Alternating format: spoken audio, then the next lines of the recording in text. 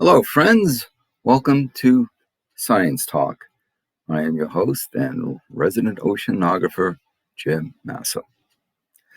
So, what do I want to do in this video presentation? Well, as you can see right here, what is salinity? Salinity, conductivity, density. To give a brief examination. It occurred to me after I did the last lengthy presentation where I discussed overturn mixing and stratification, which included discussions of freshwater and saltwater systems, that we toss around, well, the salinity does this, and the changes in density creates the vertical currents, thermal haline flow. But what is salinity other than a pile of salt in water? How is it measured? That's the tricky bit of it all. Is how do we measure salinity? So hopefully we'll get to answer a few of those, but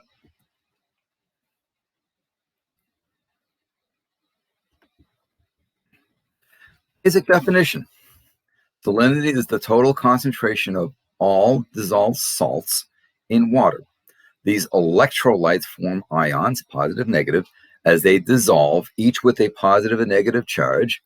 As such, salinity is a strong contributor to conductivity. If you ever want to, if you need convincing on this point, get two beakers. One, put just tap water in there. The second one, put tap water in there and a pile of salt. And then stick some electrical probes in there and turn the juice on.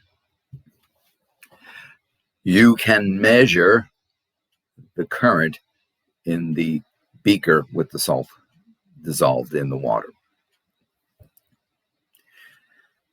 So as such, salinity is a strong contributor to conductivity, right? We just mentioned that. While salinity can be measured by a complete chemical analysis, this method is difficult, laborious, time-consuming process. Nor can you just simply take seawater, weigh it beforehand, evaporate it all off, take the salt that's left over, weigh that, and then do your calculation as a percentage. The reason why you can't do that is you lose chlorides, so you get an underestimation. Okay, so what do we do?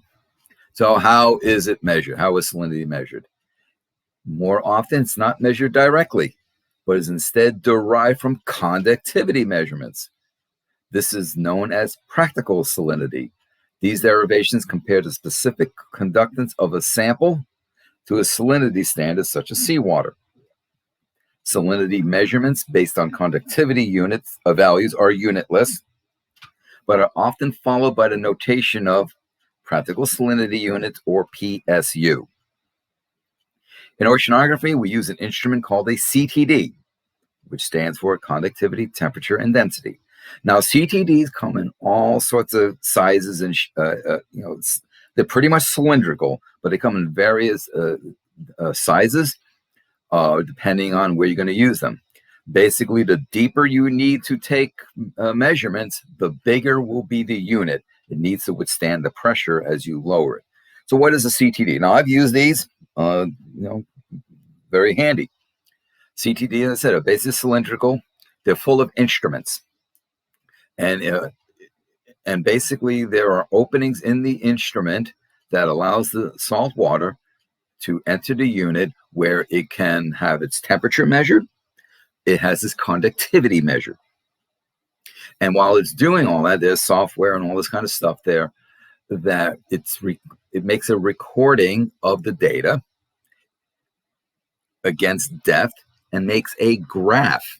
So there's specific software that you use to when you download the data to make your graphs and so on and so forth.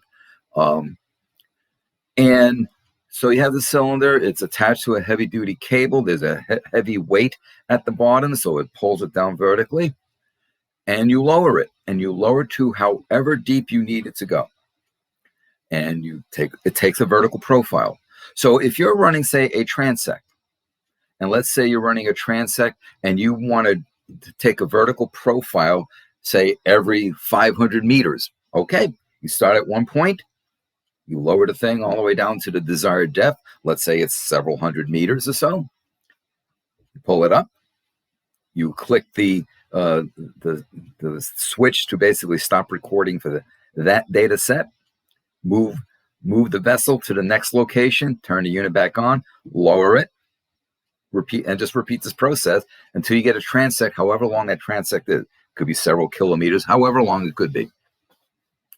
And we use this to create vertical profiles of the ocean. And then when you take a vertical profile at each of the location, then you can make a graph. Think of it as like a curtain right through the ocean. And you can see all the profile. Oh, here's where the temperature is the same. Here's where the density is the same. Oh, we can see the sharp change in the salinity here, etc., etc. You can see where it's mixed, where it's stratified. Very, very important tool that we use. I said I've used these countless times. So that's what a CTD instrument is. Very invaluable. It's probably the most important tool for a physical oceanographer. So there are many different dissolved salts that contribute to the salinity of water. The major ions in seawater are chloride, sodium, magnesium, sulfate, calcium, potassium, bicarbonate, and bromide. Okay. Many of these ions are also present in freshwater sources, but in far, far smaller amounts and concentrations, therefore. The ionic compositions of inland water sources are dependent on the surrounding environment. For example, is the bedrock limestone or granitic, and that determines which ions tend to be found in that area. Most lakes and rivers have alkali and alkaline earth metal salts, with calcium, magnesium, sodium, carbonates, and chloride making up a high percentage of the ionic composition. Freshwater usually has a higher bicarbonate ratio, while seawater has greater sodium and chloride concentrations. The higher salt concentrations in the oceans is due to the constant riverine input over many millennia. I'm going to touch upon this a little later on, but ions such as carbonate, which is different from bicarbonate, ions such as carbonate tend not to persist long in the oceanic water because organisms use the carbonates to make their shells. Whether it's a mollusk, a coral reef, coral on a reef or something like that, some of your phytoplankton and so on. So they have what's called a short residence time. Now, if you look at the chloride, sodium, magnesium, okay, those are examples of a monoatomic ion, one element involved, okay? Sulfate, bicarbonate, and carbonates are examples called polyatomic ions. Basically, it's a combination of elements. For example, bicarbonate, the formula is HCO3 with a -1 charge. So you have hydrogen, you have carbon, you have oxygen. Carbonate is simply CO3. It now has a -2 charge because we've removed the hydrogen, which has a +1 charge. So, you have -2. So, and a lot of your polyatomic ions tend to be negative charge. The only one that I can think of off the top of my head that it has a positive charge is the, two. The ammonium ion, which is NH4 with a +1 charge, and the hydronium ion, which is H3O with a +1 charge. Those are the two that come to mind that are polyatomic cations. Cations are positive ions, anions are negative ions. So there you have it. Okay, so those are the common occurring ions. There are more, of course, but these are the ones that we find most abundant. Although the vast majority of seawater has salinity between 31 grams per kilogram, 38 grams per kilogram, could be 30, 39, and so on. Seawater is not uniformly saline throughout the world. Where mixing occurs with freshwater runoff from river mouths, such as estuaries or river deltas, that kind of stuff, or near melting glaciers, or where you have vast amounts of precipitation input, such as the monsoons in the Indian Ocean, seawater can be substantially less saline. And that is very true for the upper layers. The most saline open sea is the Red Sea, where you have high rates of evaporation, very low precipitation, very low river runoff or input, and confined circulation that results in unusually salty water. The salinity in isolated bodies of water can be considerably greater still, about 10 times higher in the case of the Dead Sea, which can have salinities in the mid-40s range, maybe grams per kilogram or parts per thousand. Seawater contains more dissolved ions than all types of fresh water. However, the ratios of solutes differ dramatically. For instance, seawater contains about 2.8 times more bicarbonate than river water, but when you look at the percentage of bicarbonate in seawater as a ratio of all dissolved ions, it's far lower than in river water. Bicarbonate ions constitute 48% of river water solutes, but only 0.14% for seawater. Now, a little caveat on that last statement. If the bedrock is limestone base, that's going to be very likely true. If it's granitic, that 48% is going to be much, much lower. Differences like these are due to the varying residence times of seawater solutes. Sodium and chloride have very long residence times, while calcium, vital for carbonate formation, so therefore calcium along with carbonate, tend to precipitate much more quickly, i.e. into organism shells, thus having a short residence time. Most abundant dissolved ions in seawater: sodium chloride, magnesium sulfate, calcium. Okay. And a little side note here, we talk about, I mentioned earlier, the hydronium ion. So this is a little side note here. And I'll say that I'm going to be talking about the pH later on. So I'll get back to that when we talk about pH. The units used to measure salinity fluctuate based on application and reporting procedure. Parts per thousand or grams per kilogram, and 1 part per thousand is in essence 1 gram per kilogram. I'll explain that in a bit. Tends to be the standard. In some freshwater sources, this is reported in milligrams per liter.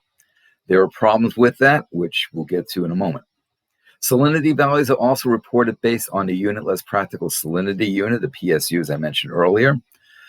As of 2010, an absolute salinity calculation was developed, but it's not used for database archives. In other words, it is too laborious, too tedious to go back to every single piece of data we have, every single paper that's ever been published, and recalibrate them all, or have it all quote unquote standardized. It's just too much work. But what it's doing is that the absolute salinity is being reported in grams per kilogram and is denoted by the symbol S sub capital A. Okay. TEOS 10 offers pre-programmed equations to calculate the absolute salinity. So a little going back to the CTDs that I mentioned earlier. I mentioned how it measures the temperature as it goes through the water column. It measures the conductivity as it goes through the water column. Using formulas that are in the software, it takes the conductivity measurement along with the temperature measurement to calculate your salinity. Then, taking the newly calculated salinity measurement along with the temperature measurement, the density is calculated. Remember in that previous video presentation, I said that the density of seawater is a function of temperature and salinity. So conductivity and temperature gives you salinity, salinity and temperature gives you density. And you get your vertical profile for density. The units PSU, PPT, S sub A, and grams per kilogram are nearly equivalent, often interchange. What is most often seen in the published research papers are PPT, grams per kilogram. And I put a little note here that TEOS 10 is basically Thermodynamic Equation of Seawater -2010, a reference to adopting this method basically a decade ago.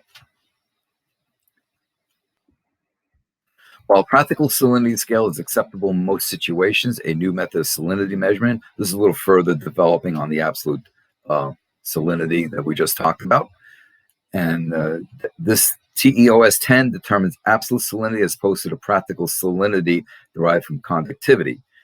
Absolute salinity provides an accurate and consistent representation of the thermodynamic state of the system. It's more accurate, more precise than practical salinity, and can be used to estimate salinity not only across the ocean, but at greater depths and temperature ranges.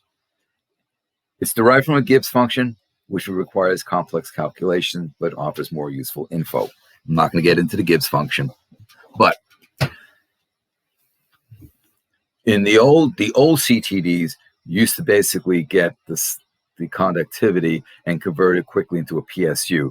The new ones, with including the software with the pre-programmed formats and stuff like that, the new CTDs takes the conductivity, gives you your salinity, and then reports it in the grams per kilogram units. And when you're looking at, when you want to understand the current flows horizontally and vertically, you want really to get as refined results as possible. It does not take much to create slight differences in density. It doesn't take much. You could have salinity be 34.21, and another would be 34.33, and that subtle difference is enough to start driving currents. A little historical side note: practical salinity units are dimensionless, as I mentioned earlier, based on conductivity studies of potassium chloride solutions and seawater. These studies were done with 32.4356 grams per kilogram of KCl, which is potassium chloride, and quote-unquote Copenhagen water, which has a chlorinity of 19.374 parts per thousand. The historical definition of salinity was based on chloride concentration with the chlorinity, which could be determined by wet titration. And then the calculation used the following equation: 1.80655 times the chlorinity in ppts of grams per kilogram. Needless to say, we don't do wet titrations anymore. Wet titrations are time-consuming and not very accurate, to be quite honest. As an example, another measurements that we often gather is the dissolved oxygen content in water. And you could use the old Winkler method. The old Winkler method was a wet titration method, where you do all these chemical reagents and you go through the whole steps there and you do titration. Titration is where you slowly add a reagent to a solution looking for a color change. And when the color changes, you look at how much of the reagent that was titrated into the solution was used, and from there you make your calculations. Well, Winkler method, yeah, you can get your dissolved oxygen level in milligrams per milliliter, or milligrams per liter, and so on. Or nowadays, we just, with everything else, we use probes. We use meters of highly calibrated, finely tuned, and it's quicker, it's faster, easier, and gives you more accurate data. That's what it says, historical side note. And this method is only acceptable for seawater. It's great as a teaching aid to young students, so they understand, so they go through the whole understand a little bit of chemistry and so on. It is limited in estuaries, brackish, freshwater sources. While salinity and chlorinity are proportional seawater, equations based on this are not accurate in freshwater, where salinity ratios can dramatically change. Absolute salinity in grams per kilogram is best for studies that require very precise data. It is consistent with other SI units as a true mass fraction, ensures that all thermodynamic relationships, density, sound, speed, heat capacity, for example, remain consistent. These units also help determine specific ions' contributions to salinity values, Absolute salinity also offers a greater range and more accurate values than other salinity methods when ionic composition is known. I'm just thinking back, how with students, like you introduce them to all the chemical wet titration methods before you let them have access to the meters. And then they usually look at you, well, why did we have to do that other stuff? And usually like, so you gain an appreciation of how the meters make your life easier. It's almost like in calculus when students are first learning the derivative, and you all go through the difference quotient and all the crazy algebra with that. And then they sit and go, wow, calculus really is hard, and so on. Then you show them the power rule, and just about every student wants to sit there and throttle you because the power rule makes derivatives, at least in polynomic situations, very easy to do. So let's talk about conductivity now. In particular, conductivity in particular is specific conductance, one of the most useful and commonly measured water quality parameters. In addition to being the basis of most salinity and total dissolved solids calculations, conductivity is an early indicator of change in a water system. Most bodies of water maintain a fairly constant conductivity that can be used as a baseline of comparison to future measurements. Significant change, whether it is due to natural flooding, evaporation, or man-made pollution, can be very detrimental to water quality. Conductivity and salinity have a strong correlation. We've already discussed that. As conductivity is easier to measure, it is used in algorithms to estimate salinity and TDS, total dissolved solids, both of which affect water quality and aquatic life. Conductivity is used to determine salinity, together with temperature, calculate density. So what are the units used to measure conductivity? It's that what looks like a U with a front tail on it. That's the Greek letter mu, and it's the symbol we use for micro. So this is micro Siemens. The capital S is Siemens. You see it spelled right there, SIEMEN. So it's micro Siemens per centimeter. So 1,000 microsiemens per centimeter is considered to be equivalent to 1,000 EC, which is the electrical conductivity of water. Okay. A measurement of 1,000 EC is also the same as 640 parts per million, okay, which would be 0.0064 parts per thousand. Salinity is important in particular as it affects dissolved oxygen solubility. The higher the salinity level, the lower the dissolved oxygen concentration. A little more problematic when you think about how the ocean is getting stratified and warming up. We already know that gas solubility decreases as you increase water temperature. So we're warming the surface water layers. So that's going to lower the capability of oxygen and other gases to dissolve in the water. But now, depending on the salinity, that will further lower the dissolved oxygen content, which is further detriment to organisms that need their oxygen in dissolved form, i.e. they have gills. Oxygen is about 20% less soluble in seawater than in fresh water at the same temperature, right? Because temperature affects gas solubility. This means that on average, seawater has a lower dissolved oxygen concentration than freshwater sources. The effect of salinity on the solubility of dissolved gases is due to Henry's law. Henry's law is a gas law that states that the amount of dissolved gas in a liquid is proportional to its partial pressure above the liquid. So, for example, if I have an atmospheric concentration where, it's oxygen, say 20% of the atmosphere, then you would expect that's the partial pressure of oxygen in the atmosphere, because when you take in nitrogen and CO2 and methane and all the other gases, it adds up to 100%. So you take that 20% and you expect to see dissolved oxygen 20% in the water, in the liquid. Okay, the density of surface seawater ranges from about 1,020 to 1,029 kilograms per cubic meter, depending on the temperature and salinity. At a temperature of 25 degrees C, salinity of 35 grams per kilogram and 1 atmosphere pressure, the density of seawater is 1,023.6 kilograms per cubic meter.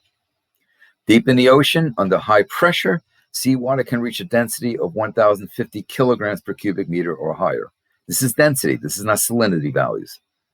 Brines generated by seawater desalination plants can have salinities up to 120 grams per kilogram. See, now I've gone back to salinities, and you notice the change in the units.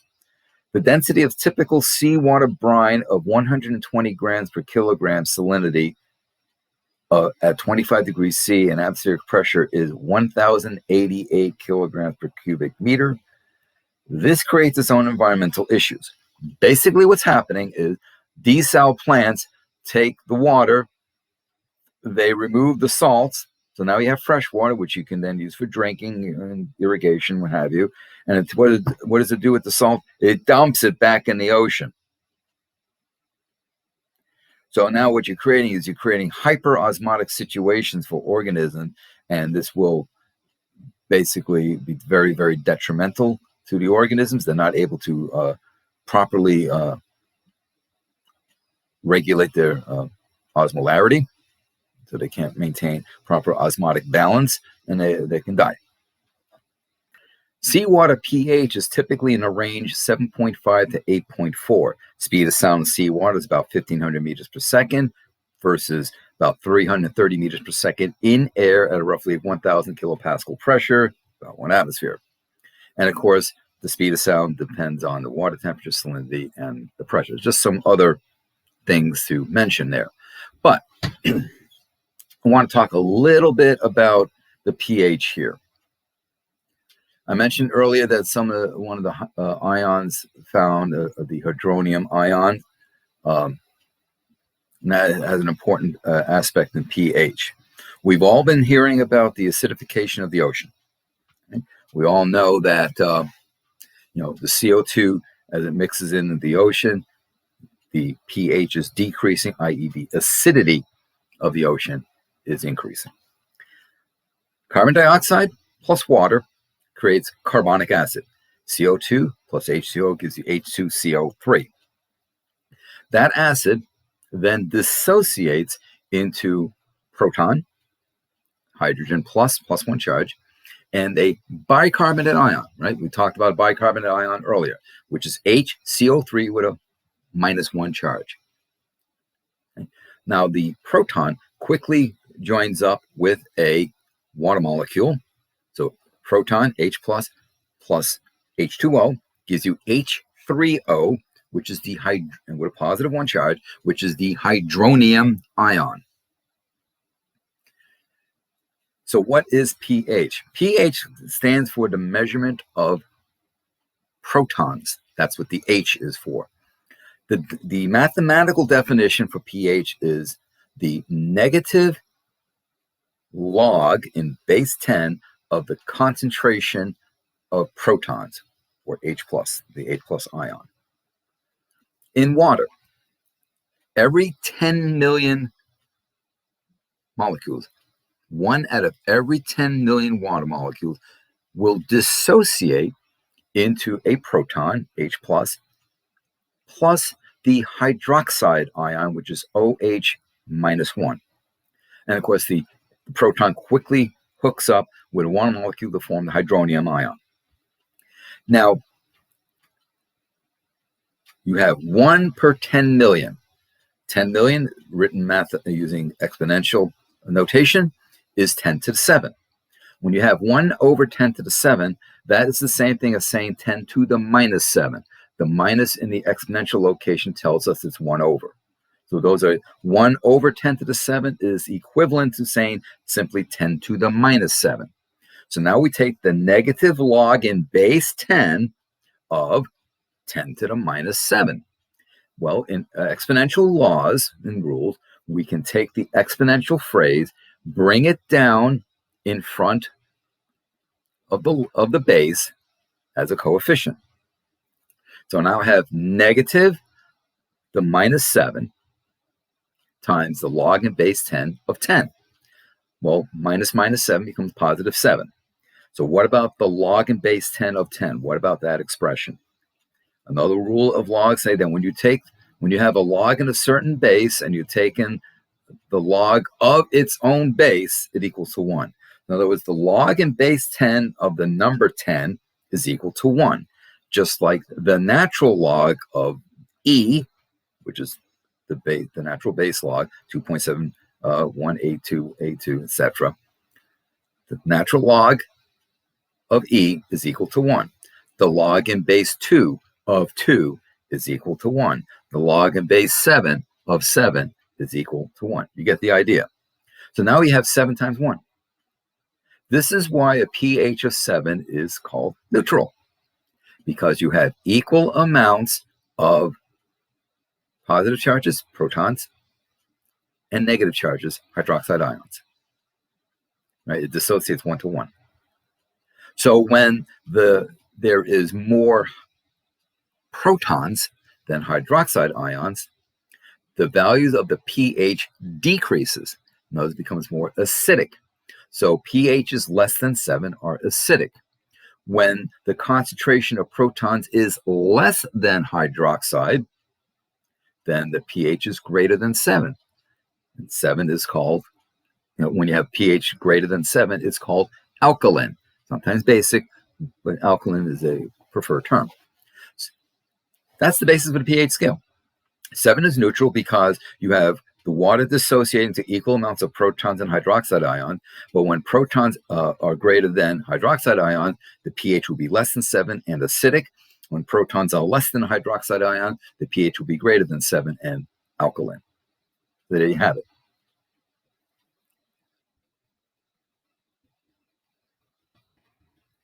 This is a very important diagram. This is temperature salinity diagram. These are lines of equal density. That's what these guys are here. Also called isopycnals. And they're given in grams per cubic centimeter. The preferred units are kilograms per cubic meter. Okay. You'll note that each of these isopycnal lines, the density is increasing as we go this way, and they're increasing in intervals of 0.0005 increments. Now, what's interesting here, we have 2 parcels of water, A and B. This is to illustrate how it's very difficult to predict how mixing will occur. Recall from my video of overturned mixing stratification, OMS as I call it for short, that what happens, which is more dense, cold, less saline water or very saline hot water? We don't know. You have to actually physically get there into a specific situation and figure it out. So let's look at this here, okay? So we have here on this isopycnal, and I'm going to use the kilogram per cubic meter unit. So we've got 1,027.5 kilograms per cubic meter is the density there. So if I've got this parcel of water at 34.25 PSU or PPT or grams per kilogram, always grams per kilogram. So I got 34.25 grams per kilogram at approximately 0 degrees C. It will have the same density of 1,027.5 kilograms per cubic meter as this parcel of water, which is warmer, right? It's about, looks like about what, 8.5, 9 degrees C, but has a higher salinity of, looks like 35.65 grams per kilogram. So yes, we've increased the salinity, but we've also increased the temperature. Well, it makes sense. Increase the temperature, I'm going to have thermal expansion. So I may, this is part of the driving forces of which will be more dense. To illustrate that idea, let's stick with parcel A, okay? 34.25 parts per thousand. If I increase the temperature to, say, 5 degrees C, you'll note how the density has decreased to 1,027 kilograms per cubic meter. Thermal expansion. I have the same amount of solutes, but in a larger volume. I've decreased the density. On the same token, let's say I keep it at the same temperature, but I now increase the salinity to, let's just go right here, to 34 point, let's see, where am I here? Yeah, 34 point, say, 82 grams per kilogram. And it's more dense. They've added more salt at the same temperature per unit volume. Okay? This is why, if you go back to my video there, I said that when we take the partial derivatives, we're looking at the rate of change in the density with respect to salinity while holding temperature constant, or the rate of change in density with respect to temperature while holding salinity constant. It's for those reasons right here. So you can see how keeping on the same salinity, if you increase or decrease the temperature, how the density will change. Whereas you stay on the same temperature, increasing or decreasing salinity will also affect your density. So this is a very important diagram and an invaluable tool to our analyses. So you guys can, like, if you're interested, you can pause the video here, look at this diagram, play around with some different numbers. It's a great teaching tool. We used to do this teaching new students oceanography how to read the TS diagrams. So when you're now taking water masses, we look at these properties, we can then look at how the mixing regime is proceeding based on these subtle differences in density, these subtle differences in salinity and temperature, etc. So here's an interesting diagram: open salinity at different latitudes and depths in the Atlantic, Southern Pacific Oceans. Okay, so we're going from starting 60 degrees north to 30, equator to 30. That's on the Atlantic side. Here's the Southern Ocean side, pretty much around 60. Then when you go from 30 south to 30 north on the Pacific side. Now, you will notice we have two different scales. We have lots of great measurements for the upper 1,000 or so, 2,000 meters or so of the ocean. A little harder to get the accurate measurements way down to depth of 6,000 meters, but we got some measurements here. The white here is not very low salinity; it's just incomplete data. You're getting close to substrate and that kind of stuff, so it's difficult to measure. These are various projections off the seafloor. For example, this is the Hawaiian Islands, so there it breaks the surface there. Iceland breaks the surface there. So when these are seamounts because they don't break the water surface, but they're basically submerged mountains, mid-Atlantic ridge, and so on. So what do we have here? Okay, so these are a transect here, okay, as I described earlier. And we have the depth here.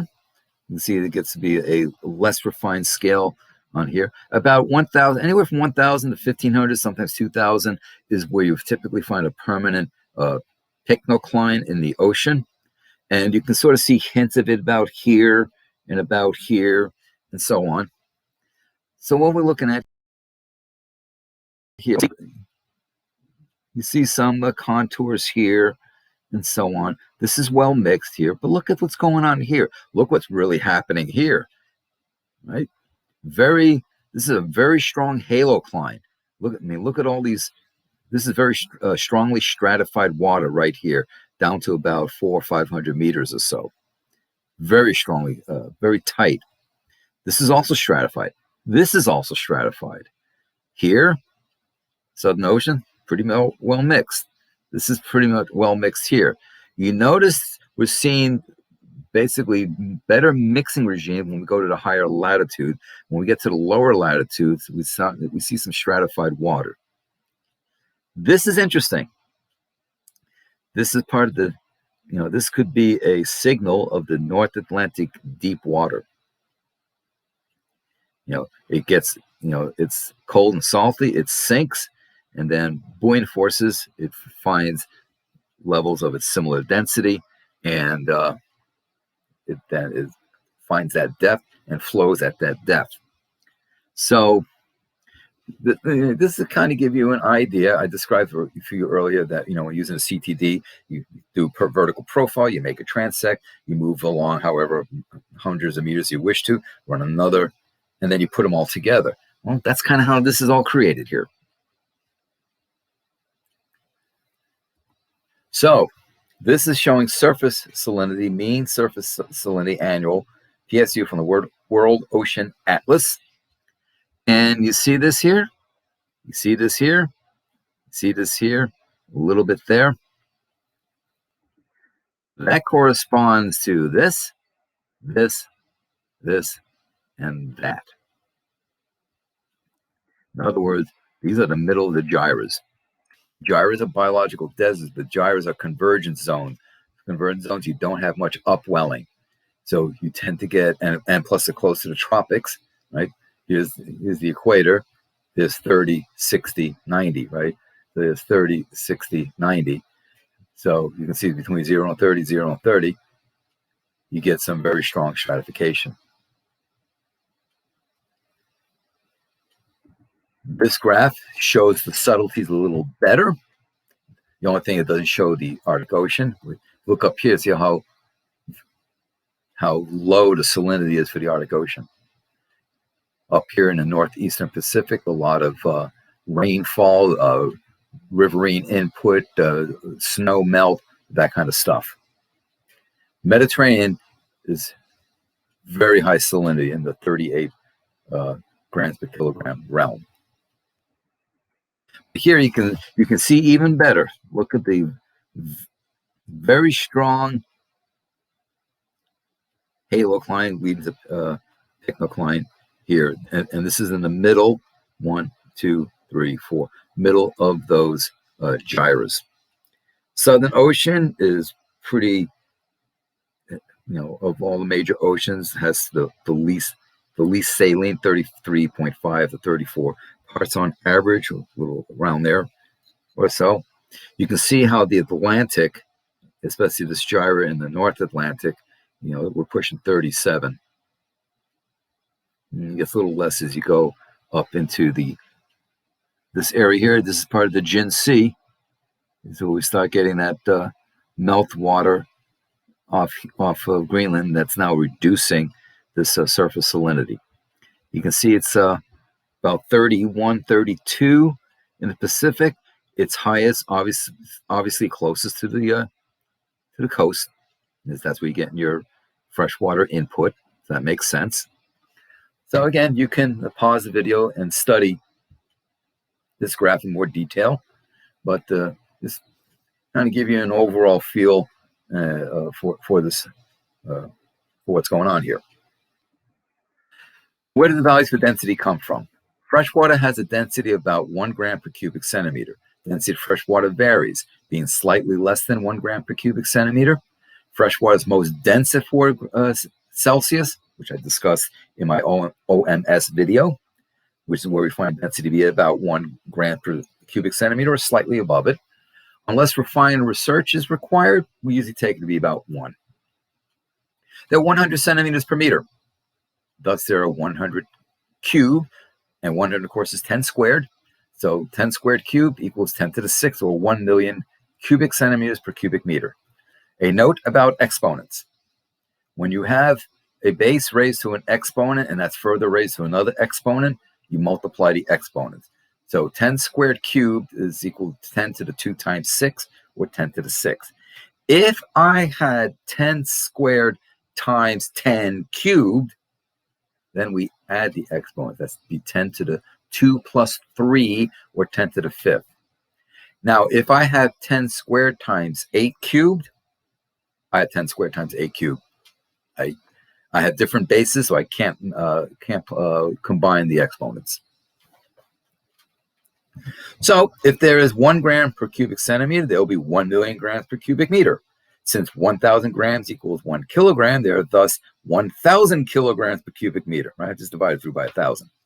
This is the density of fresh water in terms of cubic meters. This is the reference by which density of saltwater measurements are based on. Salt water contains more solutes, ions, right? Thus, it will have a higher mass per cubic meter, leading to higher density. Makes perfect sense. If we take the average salinity of the ocean to be about 35 grams per kilogram, varying by ocean, region, depth, etc., this means there are 1,027.6 kilograms per cubic meter for water temperature about 5 C. Let's go back to that graph. Okay, I'm going to say 35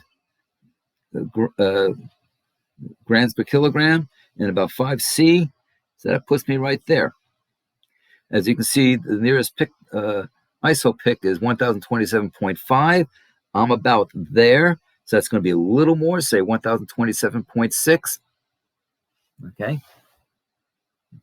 That's an idea how you would measure that off. I said earlier, that graph showed grams per cubic centimeter. The proper SI units are kilogram per cubic meter. As stated earlier, salinity is derived via conductivity measurements. From the conductivity, conversion calculations are made to arrive at salinity value in gram per kilogram units. Because conductivity is measured in microsiemens per centimeter, it is very sensitive, giving us sensitive salinity values such as 31.64, 32.17, etc. And though salinity may not seem to differ much, it is these subtle differences that lead to thermal haline flow and circulation. Final note about units and a basis for reporting salinity values. Earlier, I mentioned that sometimes for freshwater systems, salinity is reported as grams per milliliter, since the ions are dissolved in water. You multiply by 1,000, you can then get kilogram per liter, right? Both top and bottom. This led to a confusion. Are we talking salinity or are we talking density? Also confusing is that often the mass of the solutes, in fresh water especially, was very low, being fractions of a gram, milligrams, micrograms. Multiplying by 1,000 led to some fractional mass in kilograms if we wanted salinity in terms of kilograms per liter. If they were fractional kilograms, it simply made sense to just report it as grams per liter. But fresh water, 1 liter has a mass of about 1 kilogram. So this led to the standardization of reporting salinity as grams per kilogram. And since there are 1,000 grams in 1 kilogram, this is how we get the units of parts per thousand, 1 per thousand. As we have X grams of salt per 1,000 grams of water.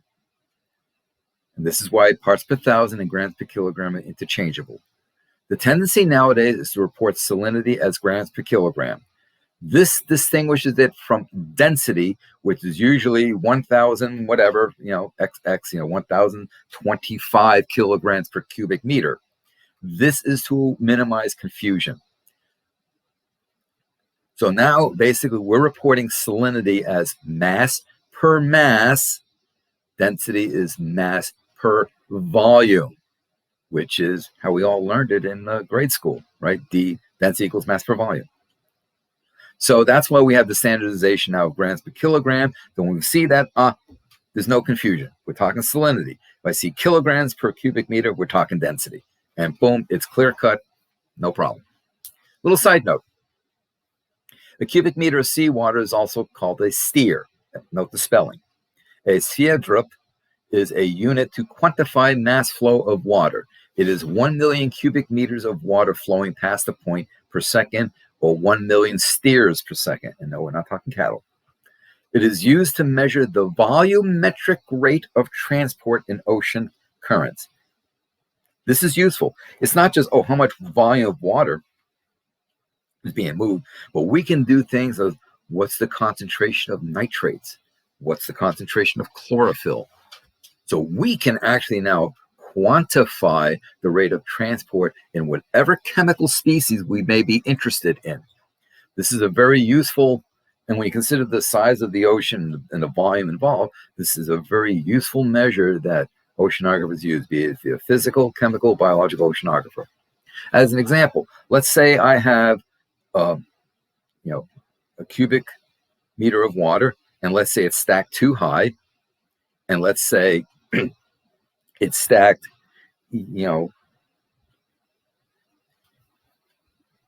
let's just say it's stacked 10 meters high, okay? And it goes 1,000 meters across, okay? So I've got 10 meters stacked high, and let's say 1,000 meters. So that's 10,000. That's 10,000 cubic meters, okay? 10,000 cubic meters is 1/100th of a sphere drop. So let's say I stack it now 1,000 meters high and 1,000 meters across. There's my 1 million meters, and let's all moving past a point. And when you look at the ocean, when you see, the depth over which these things move, and you see the width of some of these currents here, it makes perfect sense. So we can use this to quantify larger movements of transport. Now, a Sverdrup, Sverdrup is named in honor of Sverdrup, who's a Norwegian oceanographer. Just like Nansen, the Nansen bottle is a way we collect water samples at depth, right? Send the tube down, it's open at both ends, you drop a weight, it closes both ends, you pull up a sample. That's named after Fridtjof Nansen, who very noted Norwegian oceanographer. He took the Fram into the Arctic Ocean, deliberately had the Fram be frozen into the sea ice because he wanted to trace and determine where the Arctic Ocean surface currents move, how they moved about. And that led to, we now call the Fram Strait in honor of the Fram. So a little interesting side note. Total dissolved solids, TDS, combine the sum of all ion particles that are smaller than 2 microns, 0.0002 centimeters. Now, a micron is 1/millionth of a meter, 10 to the minus 6. A centimeter is 1/100th of a meter, 10 to the minus 2. So difference between -2 and -6 is -4. So hence a micron would be 1/10,000th of a centimeter. So this includes all the dissociated electrolytes that make up salinity concentration, as well as other compounds such as dissolved organic matter, sometimes called DOM. Oligotrophic water, TDS, is approximately equal to salinity. Recall from my OMS video that oligotrophic waters are low productivity. There's very little organic matter. It's very clear water. There's not much going on there. Very clear water. Compare that to, we have wastewater, polluted areas, eutrophic water, hyper-eutrophic water, where there's a lot of organic material, a lot of productivity. Visibility is terrible. Oligotrophic waters have clear visibility. In addition to, so the TDS can include organic solids, hydrocarbons, urea, in addition to the salt ions. You have DOC, which is dissolved organic carbon. Hydrocarbons, urea fall in that category. There's also POC, which is particulate organic carbon. Now, that's particulate. It's not dissolved, so that would not be included in the TDS measurements. Examples of DOC include tannins, tannic acid. That's something you see in water with that brownish color. And POC would include like leaf litter, leaves that fall off a tree in autumn and drop into the stream, the river, the lake, the pond, what have you. So that's a brief word about that. Okay, so let's take all this information here and see how it impacts the effects on the environment and organisms.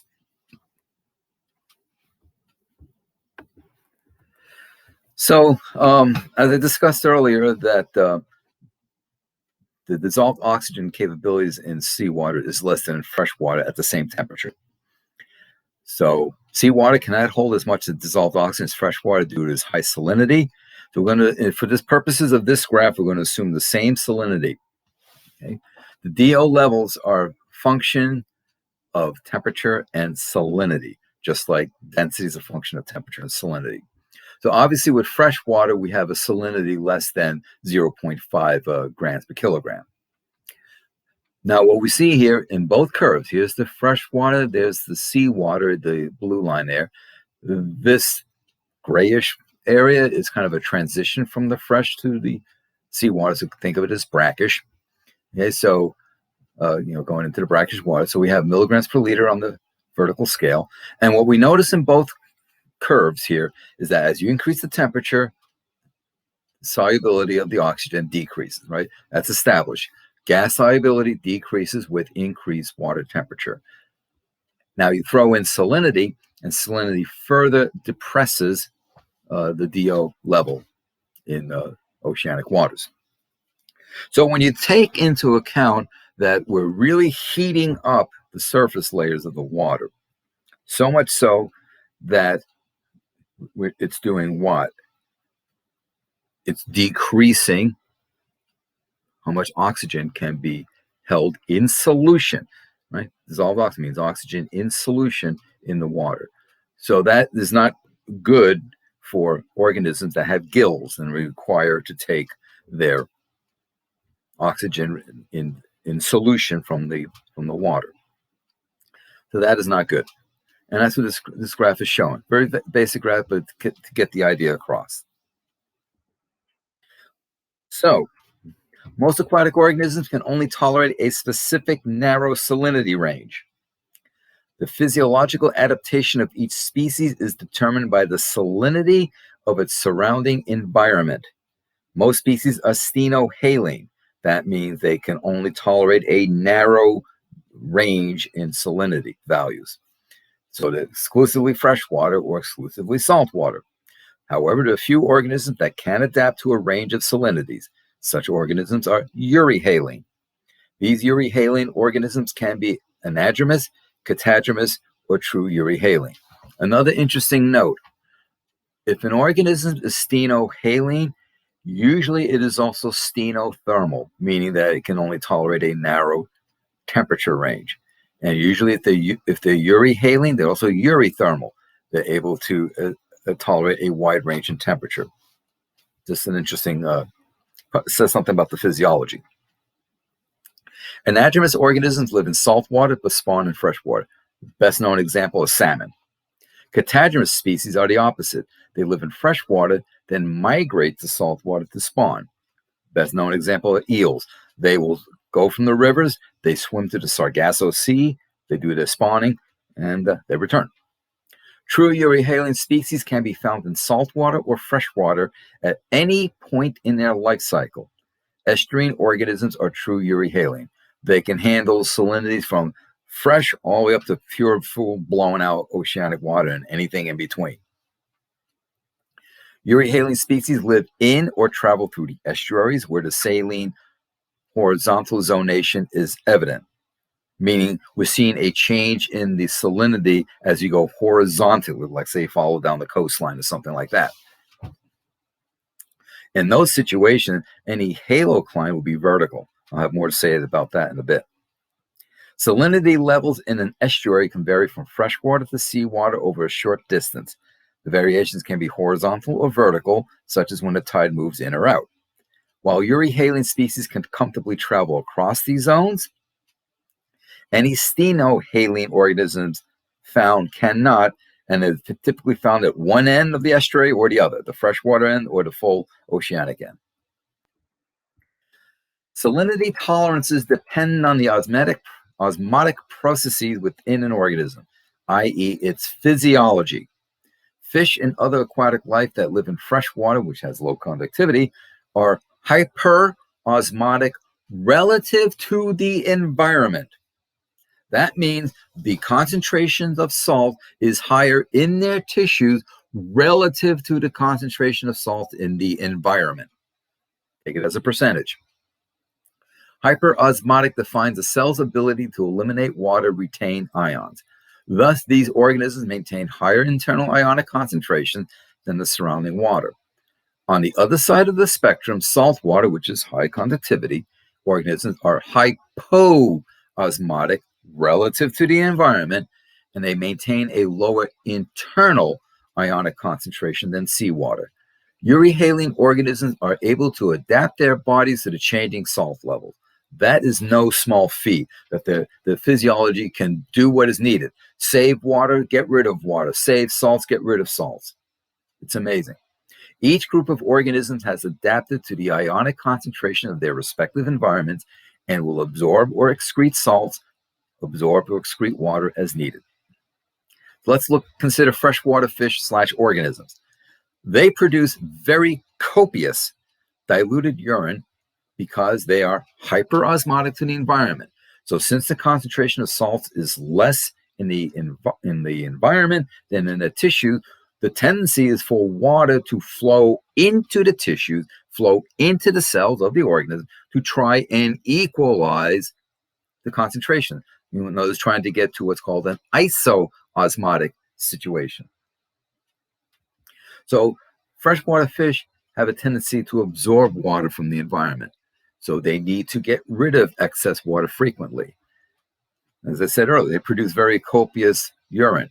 They're basically pissing all the time. They're just constantly pissing.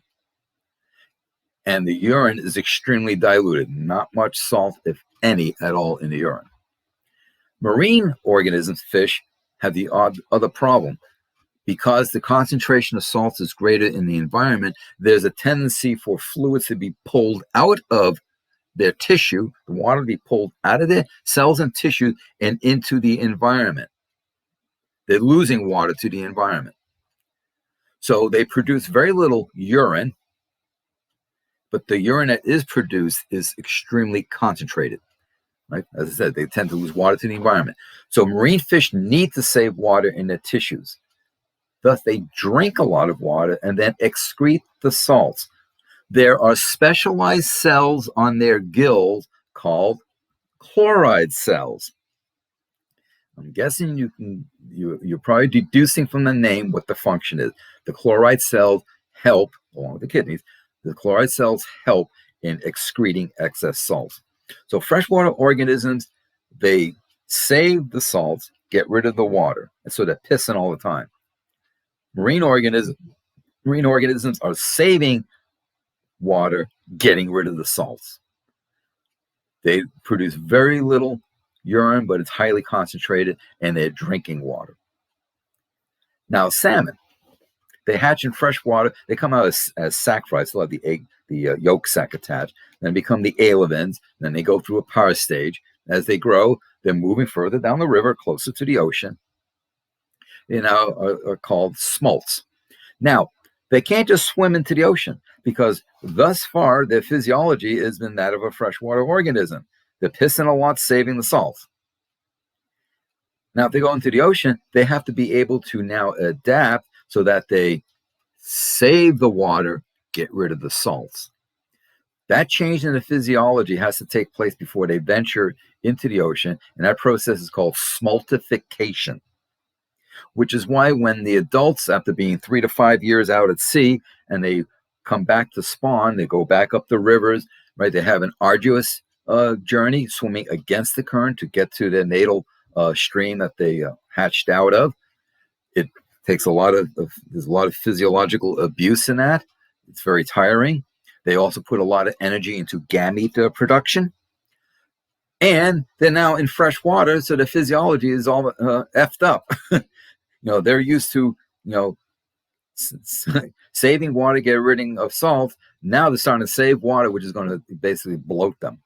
And at the end after all this tiring swimming against the current, and in some cases they're swimming thousands of kilometers, like if you go up the Mackenzie or the Yukon rivers, that kind of stuff there. At the end of it all, they just can't recover and they die. Then the bears come out and they feast. So that goes on with the salmon. Conductivity change can indicate pollution. A sudden increase or decrease in conductivity in a body of water can indicate pollution. Agricultural runoff or a sewage leak will increase conductivity due to the additional chloride, phosphate, nitrate ions. Go back when I talked about if you have a baseline and suddenly that's disagrees massively with the baseline, something is up. An oil spill or addition of other organic compounds would decrease conductivity. Remember, organic compounds do not break down into ions. So these elements do not break down to ions. So in both cases, the additional dissolved solids will have a negative impact on water quality. Right? We know what oil spills do to organisms and water quality. Adding a whole bunch of additional ions is usually not a good thing either. Salinity contributes to ocean convection, part of the thermohaline circulation. Salinity affects water density. You guys know this by now. The higher the dissolved salt concentration, the higher the density of water. The increase in density with salt levels is one of the driving forces behind ocean circulation. When sea ice forms near the polar regions, it does not include the salt ions. So instead, the water molecules freeze, forcing the salt into pockets of briny water, and this brine eventually drains out of the ice, called brine rejection, leaving behind an air pocket in the ice, increasing the salinity of the water surrounding the ice. So think about it. We're taking a certain volume of water, we've now turned it into ice. So the volume of water has decreased, and now we're adding extra salt. So that twofer, decreased volume and more salt, is going to increase the salinity, hence increase the density of the water. And now you have this very dense water, or denser than below at the surface, and it sinks down. And you can actually see video footage of brine rejection, these plumes, quite dramatic. So you have this saline water is denser, then it then sinks, creates a convection pattern, can influence ocean circulation for hundreds of kilometers, as an example, the conveyor belt. So, as I said before, it does not take much differences in the density to influence all these currents. It really does not. It's quite dramatic. So where do TDS and salinity come from? Conductivity and salinity vary greatly between different bodies of water.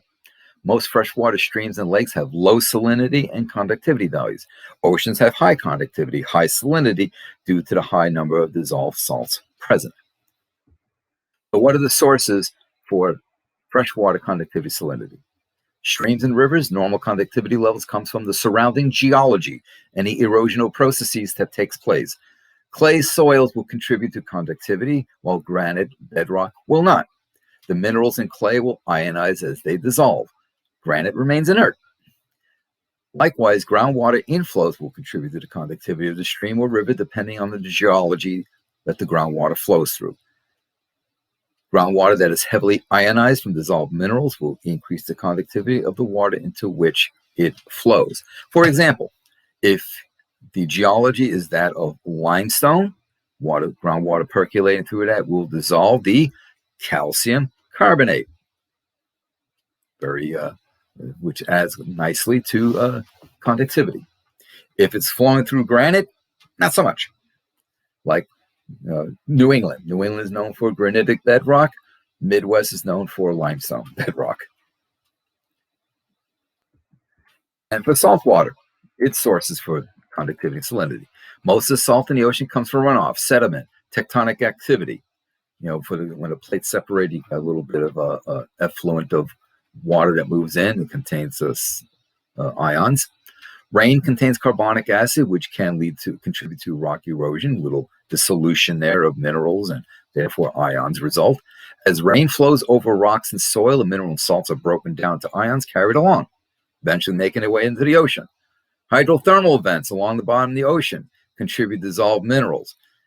Because of it's very high temperature, but because of the immense pressure, when the water emerges at very high temperatures, like some 400, 800 degrees Fahrenheit, it's still liquid.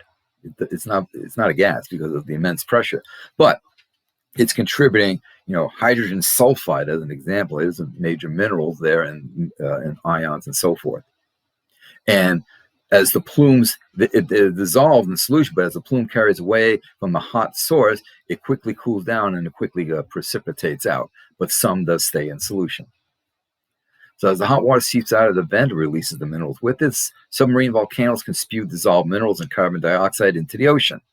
The dissolved carbon dioxide can become carbonic acid, which can erode the rock from the surrounding seafloor. Right, similar process that I described earlier with CO2 from the atmosphere mixing with water in upper layers to form carbonic acid. That leads to the declining pH and increases acidity of the oceans. As water evaporates off the surface of the ocean, especially in the tropics, the salts from these sources are left behind to accumulate over millions of years. Why salinity is so much higher in the oceans.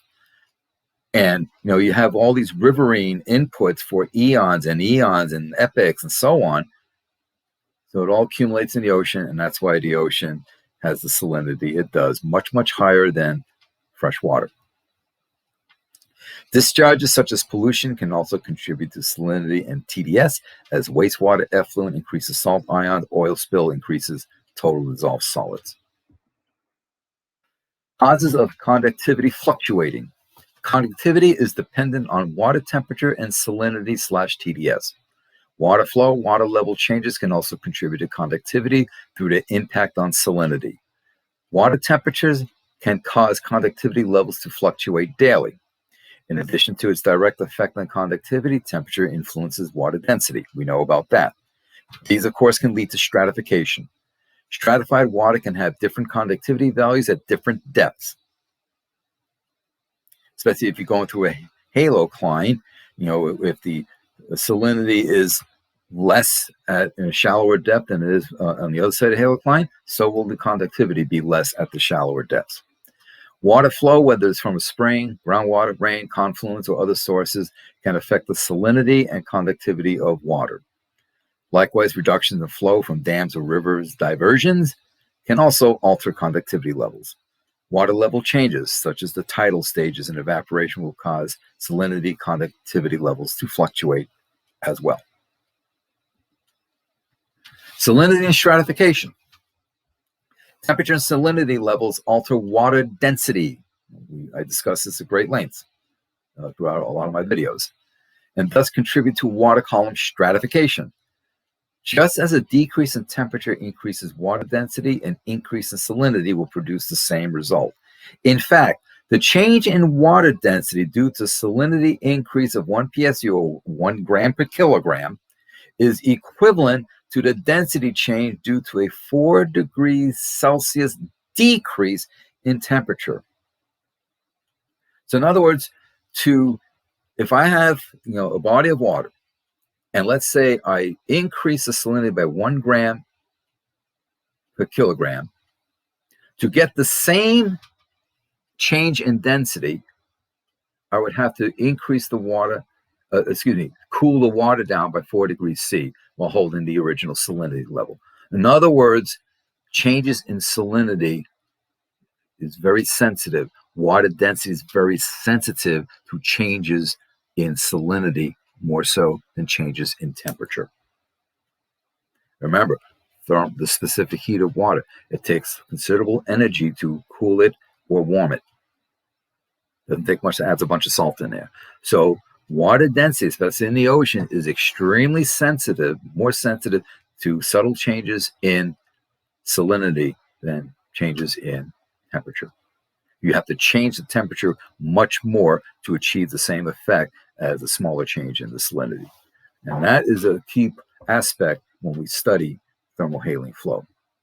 Stratification can be vertical through the water column. We've seen this in lakes and ocean, right? We see the layers, horizontal layers. So any halocline, thermocline, pycnocline is going to be horizontal.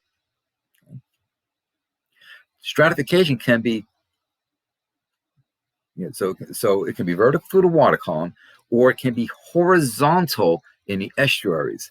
In other words, we see a horizontal gradient versus a vertical gradient. So in those situations where we have a horizontal gradient, let's say the halocline will be vertical, not horizontal. And these strata separated by a boundary known as the halocline, the pycnocline, thermocline, whatever you're looking at.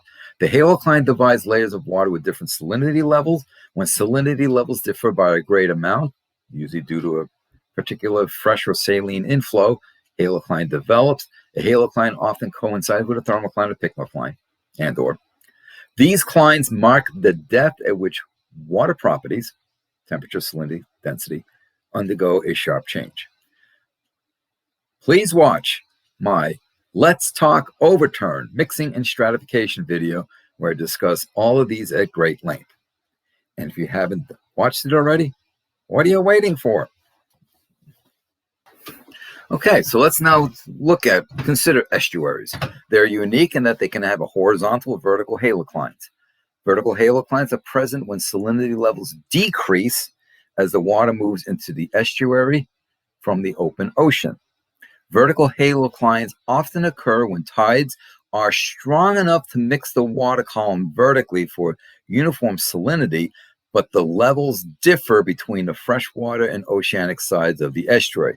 In other words, when the tides are moving in, okay, what's the reach of the tides? How far up can it go and mix and dilute the how much the fresh water can dilute the oceanic contribution. Horizontal stratification is present in estuaries where tides are weak. Incoming fresh water from rivers can float over the denser seawater. Very little mixing takes place. Horizontal stratification also exists in the open ocean due to the salinity and temperature gradients. And this is what I discuss at great lengths, especially in my OMS video. As saline water cannot hold as much dissolved oxygen as fresh water, stratification due to haloclines can contribute to hypoxic and anoxic conditions at the bottom of a body of water. And I discussed that in my OMS video. So here's a little basic diagram showing how estuaries can stratify horizontally between a freshwater source and the saline ocean. So here's the freshwater source, here's the oceanic source. And you can see this is, again, going back to the statement here that when tides are strong enough to mix the water column vertically. So we've got mixed column water vertically, and we can see that it's more saline here, reducing all the way down to basically, almost no saline salinity on this end of it here. And these dashed lines are the haloclines. So a sharp change from, say, from less than 1 to 1, a sharp change from 5, and then a sharp change to 20, sharp change to 30. So this is basically stratifying horizontally because we're going this way, and the vertical haloclines is where we see this sharp change. You could take this and rotate it, and then you would have your stratifying vertically with the horizontal haloclines. So something like this here, okay? We have lower salt concentration, and it flows over the top, right? So this is stratified vertically with your horizontal halocline. When the incoming is less salt concentration, which is a typical situation with the river and tidal influence, this is like a weak tide, then you get what's called an overflow. Now, some cases, like say the tide goes back out, what have you, then you have some remnant water that's left over. Whatever the situation, it depends on the physiogeography, what the topography, the bathymetry of your location is. But then if you have a higher salt concentration, it will then sink and go underneath, cut underneath there, called an underflow. And you can have similar salt concentration, so maybe a little sinking, and then there's an interflow. These two, let's compare this to, or make the analogy to what goes on in the polar regions. Sea ice forms. You now have the higher salinity at the surface. It's going to sink down, right? And it sinks down, and it may be so dense enough that it flows right along. I showed you some examples of that. Or let's say we have AMOC here, right? Cold salty water. It sinks, and it keeps sinking until buoyant forces hold the water up. In other words, it sinks to similar densities where the buoyant forces hold it up, so it's not going to sink any further. So it finds that level of similar density and will then flow. And this could be like Antarctic intermediate water, Antarctic deep water, however it is, where its depth in the water column is.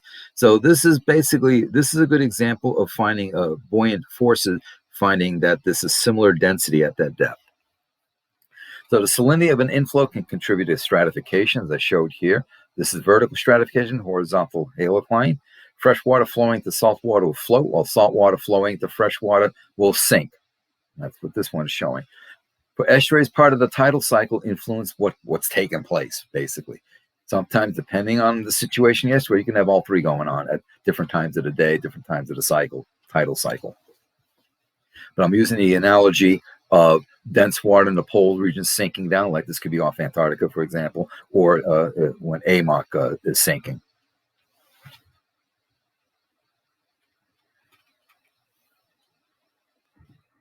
And here's some interesting examples of,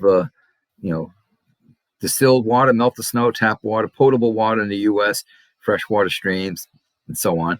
This is given in microsiemens per centimeter, and then similar values in parts per thousand, grams per kilogram. And you can see fresh water is less than 0.5 grams per kilogram. Brackish and estuary water can be anywhere from 0.5 up to 17 grams per kilogram. So when it's at 0.5, it's on the freshwater side. 17 is getting onto the high end of the brackish situation. The Black Sea, it's interesting that they put that in there, but the Black Sea is rather brackish. Then you have the ocean range, 32 to 37, it could be 31 to 38, 30, 39. It's in that vicinity, with an ocean average about 35 grams per kilogram. When we look at this here, okay, now you can say, look at the upper end, potable water in the U.S., okay? So you can, this would be basically like a ratio of basically 3 to 110. So you can then do a little proportionality, and this is why sometimes they say that potable water can have a salinity of up to about 4 parts. It's usually, ideally tap water in the U.S. is more in this range here, so it's about 1 part, maybe 2 on average in the U.S. You want to avoid drinking distilled water or deionized water for the reasons I discussed earlier about, hypoosmotic situation. We know that drinking salt water is bad because it's going to suck the fluids right out, the water right out of your tissues, dehydrate you. But if you drink, especially deionized water, this is the difference between distilled and deionized. If you drink deionized water, you run the risk of absorbing too much fluid into your tissues. You can create edema.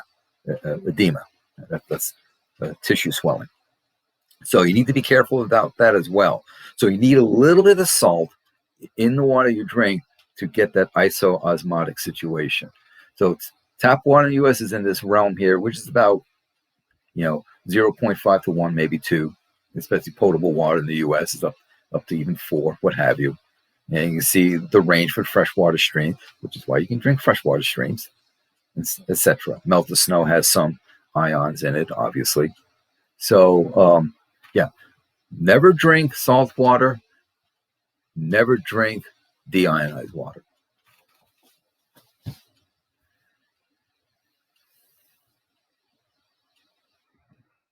So kind of sum this up, pull it all together.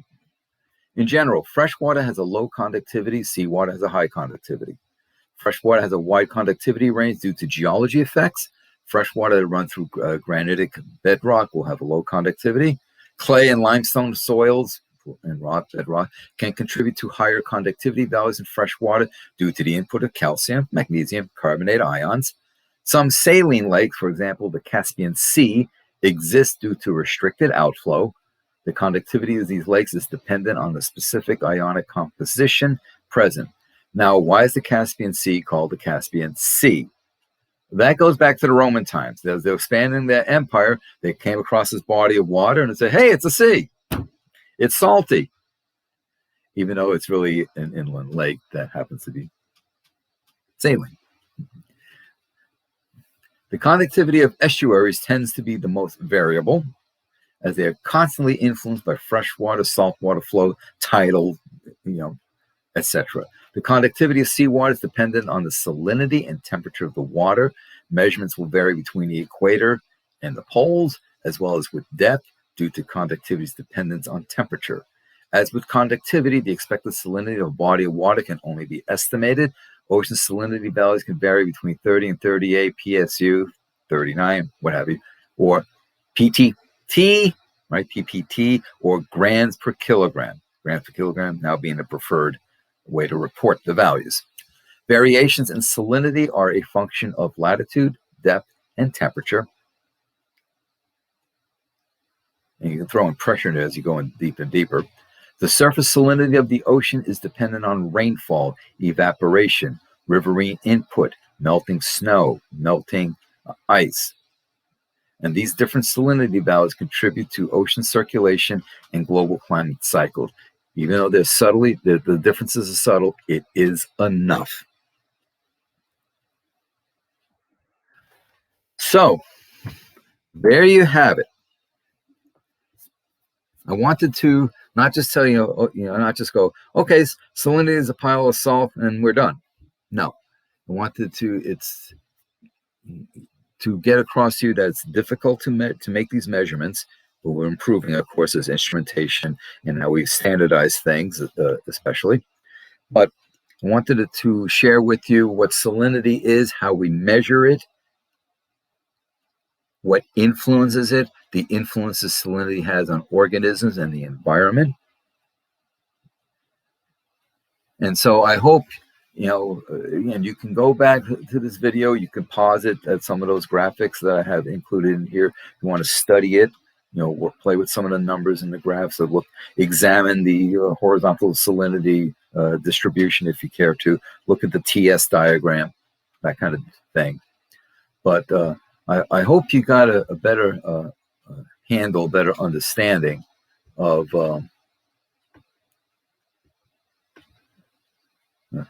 making an appearance of all that's that goes on with salinity. I said after doing the overturned mixing stratification video where I discussed salinity, I thought this would make sense to do a video explaining salinity for you, so that you guys have a better handle on things. And then when people start questioning some of your statements, you can say, hey, I know the salinity values for the Mediterranean are such. And I know the subtle changes in salinity can drive density currents. And I can even tell you how we measure it.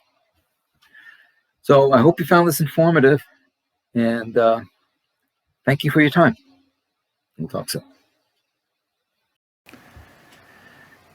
Hello, folks. This is Jim here with Science Talk, asking you to please subscribe to my channel and to inform others of my channel and of the work that I do. Please share to social media platforms that you use. Also, as a reminder, don't forget to click the bell so that you know when I load up more videos. Finally, I ask that you support the work that I do by becoming a patron at patreon.com. Details in the description box below. Thank you for your support.